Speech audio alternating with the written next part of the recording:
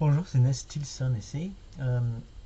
Dans cette petite vidéo, j'aimerais vous montrer comment dessiner un meuble avec, dans Polyboard avec un arrière courbe en arc de cercle. Polyboard ne permet pas, comme vous savez, d'utiliser des arcs de cercle dans les plans de meubles. Pour l'instant, les Polyboard est limité à des segments de droite. Donc pour faire une approximation de meubles avec un arc de cercle pour le fond, on est obligé de diviser l'arc de cercle en segments. Donc on a avec ça une approximation de meubles et on peut après exporter ce meuble avec le fond dessiné en segments dans un logiciel de CAO en DXF et redessiner le segment, enfin l'arc sur les points de segment. Donc je vais vous montrer déjà comment concevoir le meuble en Polyboard et puis après dans une autre vidéo je vais vous montrer comment exporter ce meuble et dessiner ça en DAO pour en créer le projet complet. Donc on va maintenant aller dans Polyboard et je vais vous montrer le processus pour dessiner le meuble avec un fond en arc de cercle.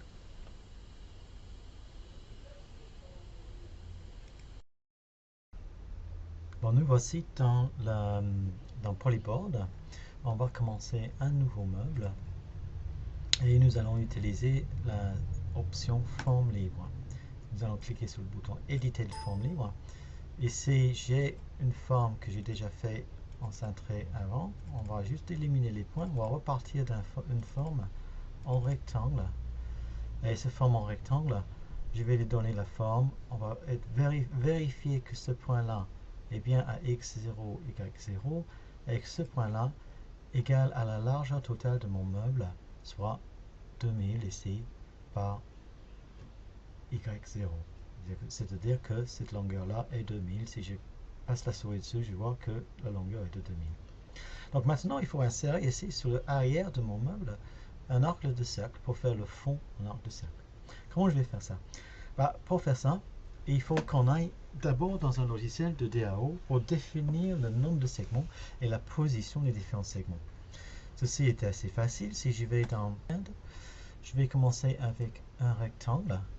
Le rectangle, je vais lui donner les dimensions de longueur de mon meuble qui est de 2 mètres et la hauteur de mon meuble, c'est-à-dire la profondeur de mon meuble, je vais mettre 600 cm et je vais placer un rectangle ici. Ici, j'ai le rectangle global du meuble.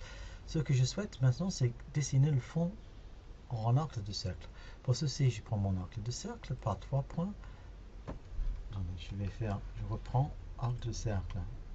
On va l'accrocher au milieu ici, juste rapidement au milieu ici et au milieu ici pour dessiner mon arc de cercle. Voilà, là j'ai mon arc de cercle à 3 points. On va simplement ajuster notre dessin. On va enlever les parties du rectangle qui nous n'ont pas besoin. Et voilà le plan de mon meuble. Cet arc de cercle, je dois le diviser maintenant en segments. Donc je vais utiliser simplement le commande dessiner point diviser. On va diviser cet arc en segments et je vais donner 8 segments. Bien sûr, 8 segments, c'est un nombre simplement pour avoir le nombre de segments qu'on va utiliser dans Polyboard pour représenter le fond en arc de cercle. Plus vous avez de segments, plus votre fond va paraître lisse. Je ne conseille pas d'en mettre trop parce que ça va être un peu fastidieux pour dessiner dans Polyboard. Mais ce qui est intéressant, c'est que c'est uniquement pour la représentation. Une fois que nous avons dessiné le plan dans Polyboard avec ces segments, on peut très bien ressortir le plan et faire une meilleure présentation lissée en sortant le fichier DXF de Polyboard. Et après, dans un DAO, on peut lisser la courbe en dessinant un arc de cercle à travers les segments. Maintenant, nous avons les segments, la position des segments. Il nous faut les coordonnées de chaque point. Pour ça, je vais utiliser simplement, je vais définir une origine ici à partir de ce coin de mon panneau. Et après, je vais simplement placer les cotations x, y avec les cotations ordonnées de chaque point. Donc ici, on va mettre les coordonnées ici. et on voit simplement la position ici, la position Y de chaque point. Celui-ci va être 600 bien sûr. Comme on a divisé en 8 segments en arc de cercle, je sais que on est en symétrie, donc la hauteur Y, c'est les mêmes hauteurs ici que ici. Donc j'ai pas besoin de cette hauteur Y pour ces points-là. Par contre, si je veux mettre maintenant la position X, on va mettre la position X ici. Et la position X va changer à chaque fois selon le point. Maintenant, nous avons, ici je dois avoir 2 mètres. Maintenant, nous avons la position de tous les points en X, Y relatifs à ce point-là, le coin de notre meuble ou coin d'un panneau. Et je vais pouvoir entrer les différentes positions dans Polyboard. Pour cela, on va rentrer dans Polyboard. Donc, je crois que ici, j'ai ma première position qui est Y0, enfin X0, Y300 qui est ici. Je vais cliquer 2 fois pour insérer un point sur cette ligne. Et quand le point est sélectionné ici, je vais donner les coordonnées X, Y de ce point-là. Je vais dans mon DAO et je vais voir que mes coordonnées X c'est 231 et mon Y c'est 429. Alors je vais simplement dans Polyboard et je vais mettre ici 231. Dans la case Y, on va mettre 429 et je vais cliquer sur valider et la position de ce point est fixée. Je clique 2 fois sur la ligne pour positionner notre point. Je vais dans mon dessin CAO et je vais positionner ce point là qui est un X 478 et Y 523.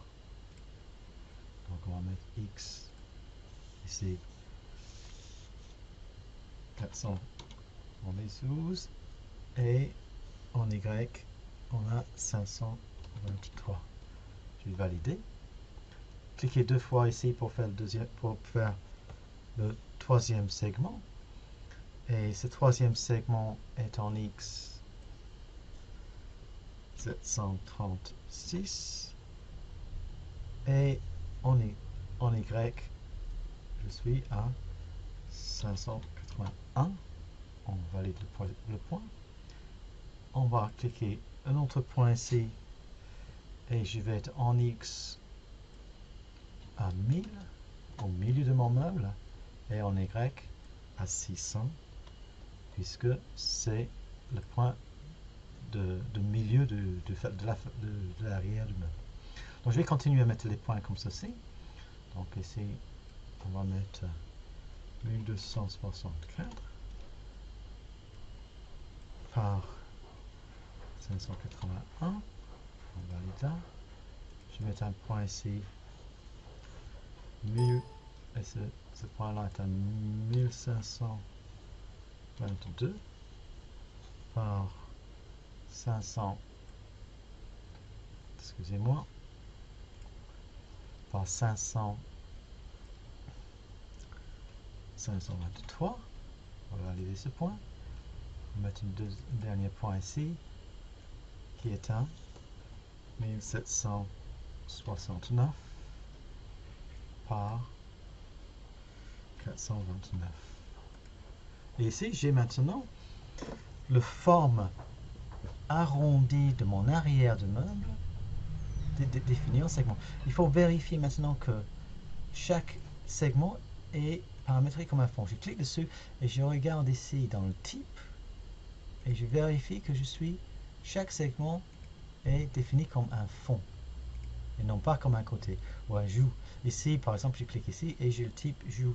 Si je clique ici, j'ai le type joue et ici, je dois voir la façade. Oui.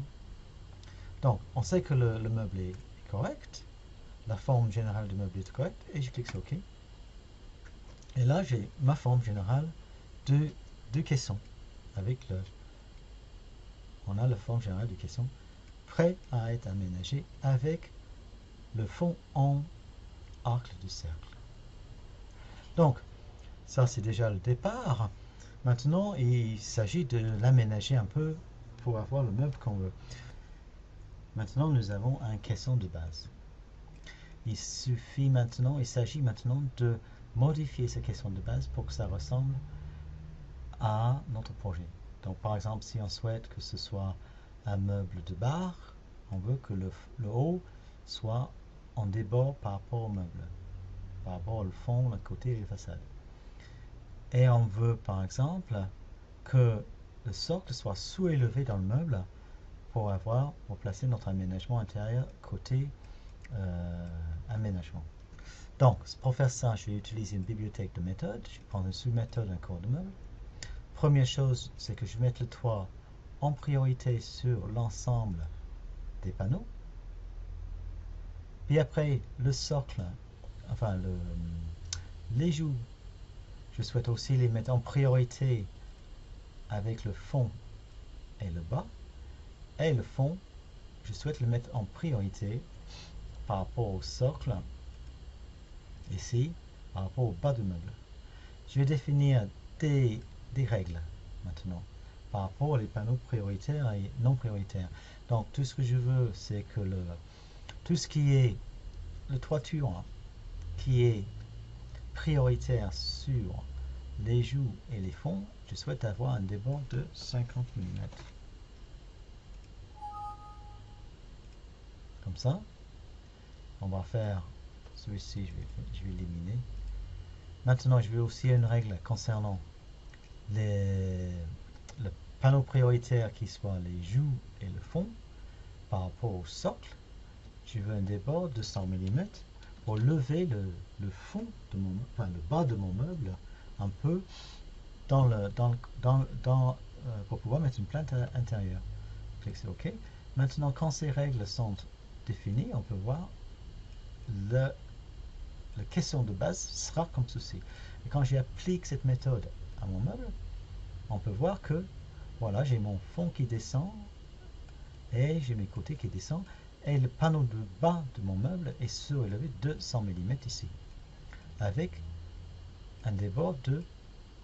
Alors, j'ai peut-être un petit problème ici, j'ai pas le débord sur le côté ici de mon haut de meuble qui doit faire plateau. J'aimerais bien avoir un débord sur le côté aménagement où je vais mettre les portes et les tiroirs. Donc pour ça, je vais juste modifier ma sous-méthode corps de meuble.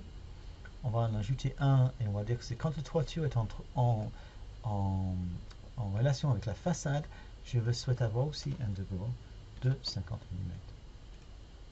Et je vais appliquer. Et maintenant, j'ai un débord de 50 mm aussi côté barman, si on veut dire, barman de mon meuble. Et là, la structure globale de mon caisson est définie. On va maintenant passer dans le mode édition et on va aménager l'intérieur de ce caisson. Donc, l'intérieur du caisson, si je clique sur le volume, je clique droit avec la souris et j'ajoute un montant. On peut mettre un montant tout de suite au milieu de mon caisson. Ce côté-là, on peut éventuellement mettre deux portes. On va mettre une porte double. Et cette fois-ci, on va faire quand même attention, on casserait les portes pour qu'ils passent sous. On va être sûr qu'ils passent sous le plan de travail. Voilà, sous le plan de travail. On peut dire, dans ce volume-là, on va ajouter des étagères. Donc, mettons par exemple, non, on va mettre 4 et 5 étagères. 2 étagères suffit. On va mettre 2 étagères. Et ici, nous avons maintenant 2 étagères. Et notez que pour les bords, ils calculent la forme des étagères selon le fond. Ce qui est extrêmement intéressant pour les listes de débit, bien sûr. Fermons les portes. Continuons les ménagements. Imaginons ici que nous plaçons un autre montant au milieu. Et que ce volume-là, je souhaite mettre des tiroirs. Mais les tiroirs, une chose à noter, c'est que ici, quand je vais mettre les tiroirs, je peux mettre des tiroirs, mais les tiroirs assemblés ne sont pas accessibles. C'est-à-dire, Polyboard ne peut pas calculer la forme des tiroirs en arrondi. Il faut qu'on a un volume carré, enfin rectangulaire, pour que Polyboard puisse calculer la forme rectangulaire des tiroirs. Donc, pour faire ça, si on veut faire des tiroirs assemblés, il faut créer un volume rectangulaire. Pour ça, on va mettre un double fond.